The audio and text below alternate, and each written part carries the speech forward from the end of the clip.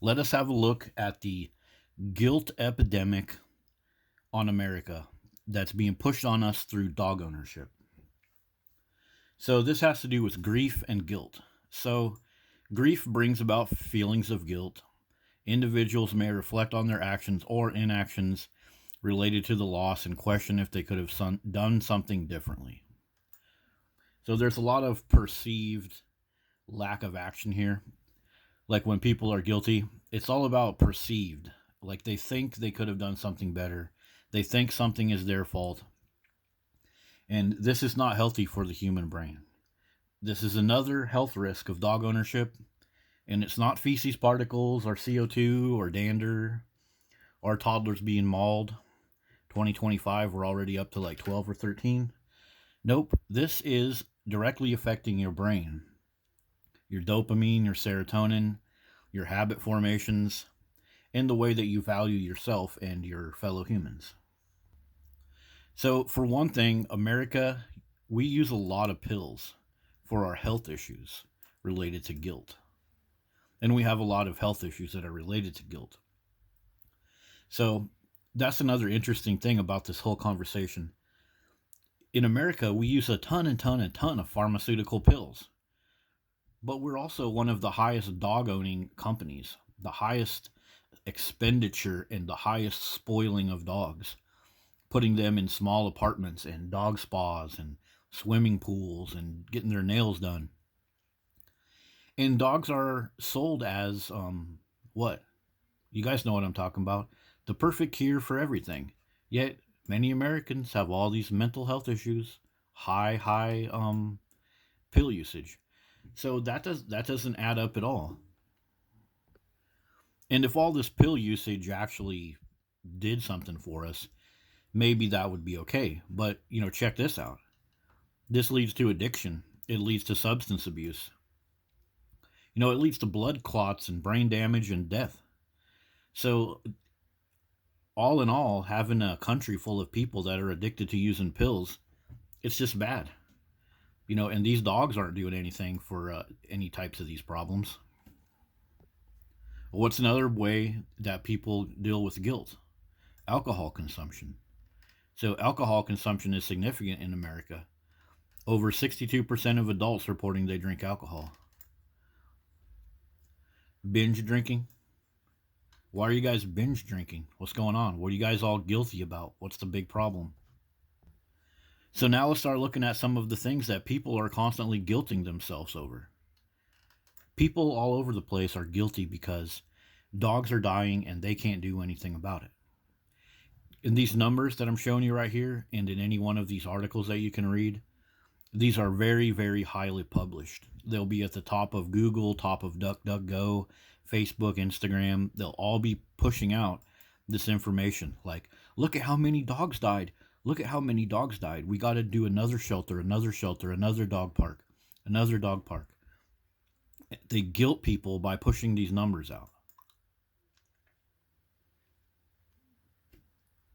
So, another thing that people feel guilty for is the grief from losing a pet. They got depression. Look at this, they need support. All the time that they had the dog, they were saying that dogs are better than humans, but now that the dog has died, now that they've lost the pet, they need everybody to give them pills and other health care. So that's the downstream problem with all this guilt and grief. We fill our lives with dogs. The dogs inevitably die. And then we have this giant mass of people that are going through depression and grief and guilting themselves. They spent all this money trying to keep the dog alive, cancer treatments, everything else, but he died. And so now what are they going to do? Just going to go drink alcohol, suck down some pharmaceuticals, and beg for people to come back in their life to help them fix the grief. All of those people that were being pushed away when they owned the dog. So, this is another example of the guilt. The overflowing dog shelters are primarily a result of economic factors such as care cost, housing insecurity. The surge in unwanted dogs is linked to the pandemic. Many dogs were adopted during lockdowns and now being surrendered due to financial strains. So that sounds all, innocent and informative, right?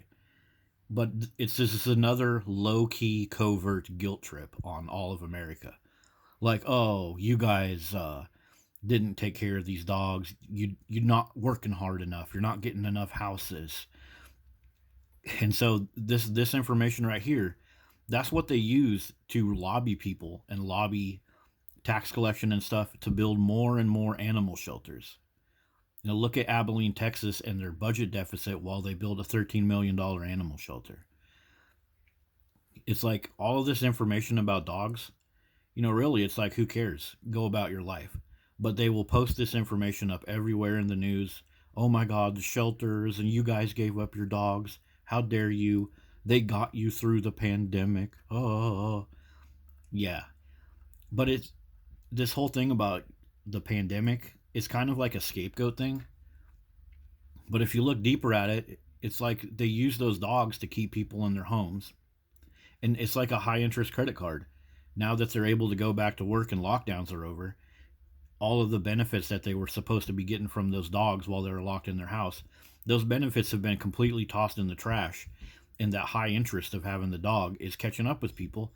And that's why they're freaking giving up on them and letting them go out in the neighborhood. We find this stuff about guilt all over the place. Like people feeling guilty about homeless dogs. How many people right now are sitting at home and they read something in the paper from one of those things like I showed you previously about, oh my God, this many dogs don't have a forever home. They're sitting there on their couch petting their dog and they're seeing this type of stuff and they're looking at their finances like, well, I got the care credit card and my Visa's kind of upside down in the payments. A truck payment's coming up. But you know what? I'll give some more money to the ASPCA or the Pitbull Foundation or the Bully Breed, Save a Bully Breed of Texas, blah, blah, blah. They're sitting there fixing their guilt about homeless dogs by blowing money that they don't have. Oftentimes money that ends up getting covered by the taxpayer through foreclosures and bankruptcies and credit cards that can't get paid or trucks that can't get paid off and get written off because these people are sitting at home feeling so guilty about all this stuff. Guilt, guilt, guilt. I rehomed my pet. I rehomed my dog. Oh, I feel so bad. Better go drink some more. Oh. And I probably don't need to let people know about this, but it's not healthy. This is not healthy at all. To force people to feel guilty. This all happens at home. I mean, it all starts at home. When you're born into a dog-loving family and you're supposed to be protected, you're supposed to be the priority.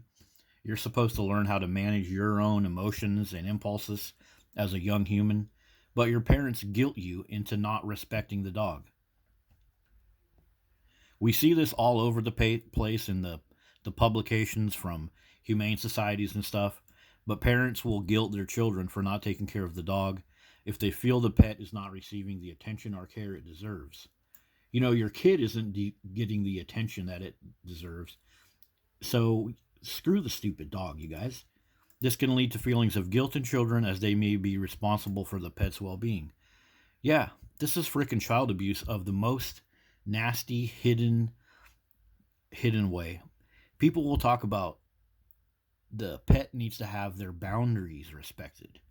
Yet parents all over the place allow their dogs to literally beat the living heck out of their kids into the drywall, into the grass, into the wall, drug underneath the family car, mauled, have their food stolen from them. It's ridiculous. When kids are growing up, that's no time to force them to be responsible for an impulsive freaking lemon brain mutt. We've already done this experiment with the chimp and the sister. So, and look, this is all over the place. Do you feel incredibly guilty? Oh, yes, I do. Oh, my God. Yeah, guys, this is just an epidemic of guilt. And why do you think that they use this type of words? Look at these words. No bad dogs, only bad humans. No bad dogs, only bad humans. People are starting to wake up to this. Like, I don't understand the argument, blame the owner, not the dog. You put a dog in somebody's house, a dog that is an impulsive carnivore with a prey drive, no matter if it's a Chihuahua or a Pit Bull. That's just the fact of it. It's built to digest meat. It's built to chase smaller things. And you can try to train the dog out of the dog all day, every day, but it's still a freaking dog. And so this whole campaign of guilt, if you look at these words, blame the owners, blame the owners, don't blame the breed, don't blame the breed. This is just a way to guilt people into buying more training, more memory foam beds, more dog gates, more special items off of Amazon, more dog products. Yet, the more that people spend on training, the more that people spend on breeding and veterinary bills and all that fancy stuff, nothing ever changes with dog culture. The attacks go up, the strays go up, the sicknesses in dogs and hoarding cases go up. So, blaming the owner is just stupid, and it makes us feel guilty all the time, forcing us to make decisions that we shouldn't be making. Here's the evidence of that. When you're going through grief and guilt, your decision making is screwed up because you're inside of emotional distress. So just think about that. All of these Americans are running around pumped full of guilt because they didn't solve a dog problem, because their dog died of cancer, despite the $5,000 cancer treatments 3 times a week until their truck payment couldn't be paid. All of this type of stuff. And so they're not thinking clear. They're not getting any emotional healing. And look at all the psychological problems we have out in society. And what are they going to tell people when their dog dies or when they can't solve a problem with the one dog they have? The people are already guilty. They're already emotionally compromised, emotional distress right here. And so they're going to tell them, oh, get yourself another dog. Oh, your pit bull is lonely. There's a couple free chihuahuas down at the shelter, and they're friendly, and your pit bull's friendly because it's a family dog, right?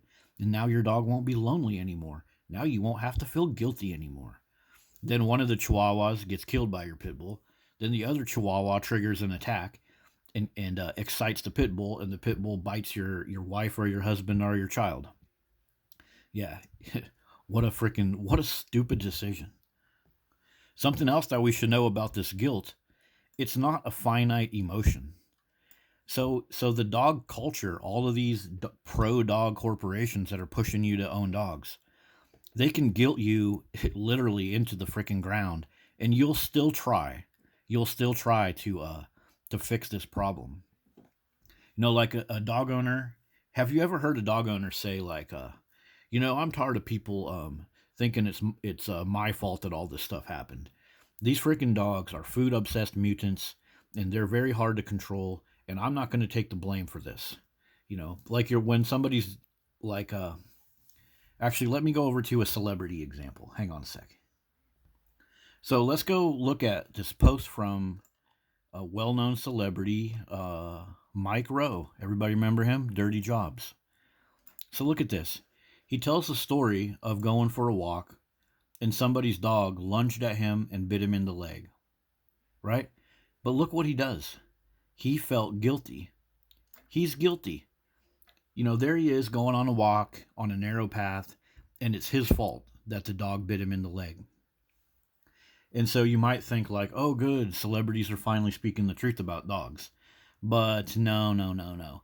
Later on, he goes down here and moral grandstands about feeling guilty. Like Mike Rowe, through this whole thing, you can read it on yourself, but he moral grandstands on the fact that he felt guilty. Like, we all need to feel guilty. The poor dogs, they're just loving man's friend. He's walking around with the dog bite in his leg, bragging that he feels guilty. So celebrities also push us to feel guilty. Like, you should feel guilty. You could have done so much better. Yeah, I guess Mike Rowe could have flew over the top of the trail so the dog didn't bite him. Or Mike Rowe could have worn a complete police armor outfit or something. There's always something that you could have done to prevent a stupid animal from biting you, when the solution is right in front of you. It's to stop putting dogs next to humans, because this is what they do to them. Now, what about when the dogs eat furniture? Yeah.